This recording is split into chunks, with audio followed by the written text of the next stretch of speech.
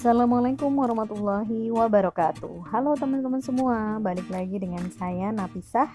Kita masih ngebahas mengenai auditing 2. Namun yang sebelumnya kita bahas pemeriksaan utang jangka pendek, kali ini kita akan bahas mengenai pemeriksaan utang jangka panjang. Langsung saja ya teman-teman ke pembahasan. Lalu apa sih hutang jangka panjang itu? Hutang jangka panjang adalah hutang perusahaan kepada pihak ketiga yang harus dilunasi dengan jangka waktu lebih dari 1 tahun. Kalau hutang jangka pendek itu kurang dari 1 tahun. Nah, hutang jangka panjang ini harus ada kontrak yang di dalamnya berisi mengenai jumlah hutangnya berapa, bunganya berapa, syarat pengajuannya bagaimana, serta jaminannya apa. Menurut Agus dalam bukunya di tahun 2013, liability jangka panjang dibagi menjadi 7 bagian. Yang pertama adalah kredit investasi, yang kedua utang obligasi, yang ketiga wesel bayar, yang keempat utang kepada pemegang saham, yang kelima utang subordinasi, yang keenam bridging loan, dan yang ketujuh utang leasing. Next, untuk ke pembahasan berikutnya, kita akan bahas mengenai prosedur-prosedur untuk pengujian daripada akun ya. Di sini kita akan bahas untuk pengujian substantif. Yang pertama, seperti yang sudah pernah dibahas sebelumnya, ada prosedur audit awal, pengujian analitik, pengujian transaksi secara rinci, pengujian akun saldo rinci, dan yang terakhir adalah verifikasi penyajian dan pengungkapan. Untuk prosedur audit awal, kira-kira apa aja nih yang harus dilakukan auditor? Nah, yang pertama, usut saldo jangka panjang yang ada di neraca saldo. Lalu yang kedua, hitung kembali utang jangka panjangnya di buku besar benar atau tidak.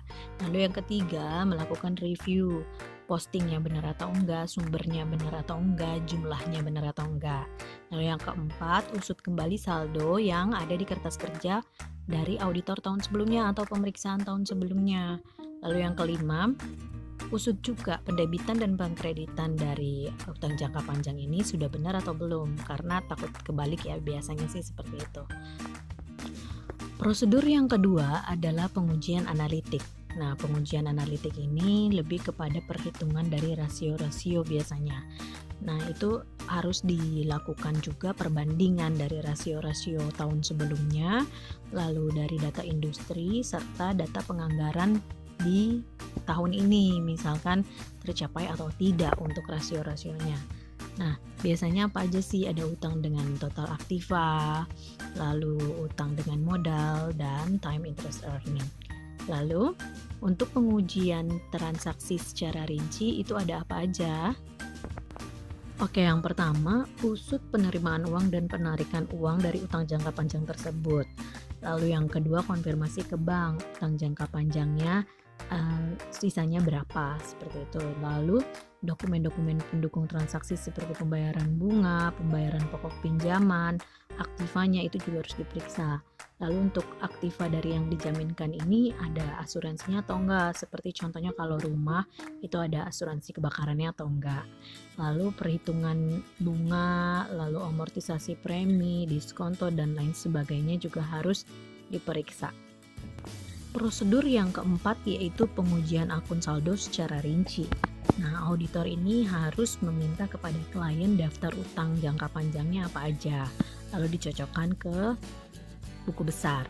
Nah, yang kedua, pelajari juga trust indentur dan surat perjanjian penarikan kredit jangka panjang, sesuai atau enggak untuk penarikan-penarikan yang sudah pernah dilakukan. Lalu yang ketiga, periksa juga kesesuaian penilaian utang jangka panjang dengan prinsip akuntansi yang ada di Indonesia. Lalu yang keempat, hitung kembali amortisasi premi obligasi dan diskonto. Prosedur yang terakhir yaitu verifikasi penyajian dan pengungkapan. Yang termasuk di dalamnya, yang pertama, periksa kembali klasifikasi utang jangka panjang pada neraca. Sudah benar atau belum, yang mau jatuh temponya, kapan akan jatuh tempo itu kita periksa. Nah, yang kedua, perjanjian utang jangka panjangnya itu pasal-pasalnya seperti apa, lalu sesuai atau tidak dengan kenyataan yang ada. Nah, yang ketiga, penjelasan-penjelasan yang ada di laporan keuangan mengenai utang jangka panjang juga harus kita periksa, sesuai dengan prosedur atau tidak. Itulah tadi pembahasan mengenai prosedur pengujian substantif. Lalu pembahasan berikutnya kita akan bahas mengenai kertas kerja pemeriksaan atau KKP yang ada pada utang jangka panjang. Yang pertama adalah compliance test. Nah, compliance test itu apa sih? Auditor itu memeriksa setiap transaksi yang terjadi atau yang sudah diproses dan dicatat itu sesuai atau enggak dengan sistem dan prosedur yang ada di perusahaan. Contohnya, kelengkapan bukti pendukungnya, kebenaran perhitungan matematikanya, otorisasinya siapa, sesuai atau enggak dengan prosedur, lalu kebenaran nomor perkiraannya benar atau enggak, dan posting ke buku besarnya benar atau tidak. Nah, berikut adalah contoh dari KKP compliance test.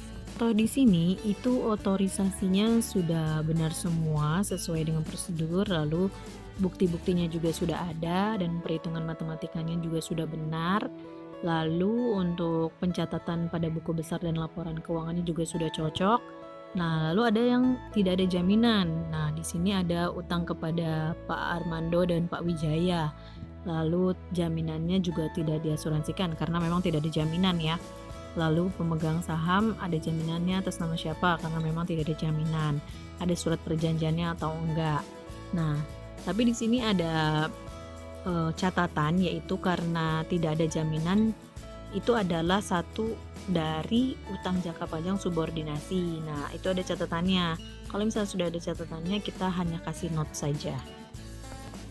Untuk KKP yang berikutnya yaitu substantif test. Seperti apa? Berikut adalah contoh dari KKP substantif test.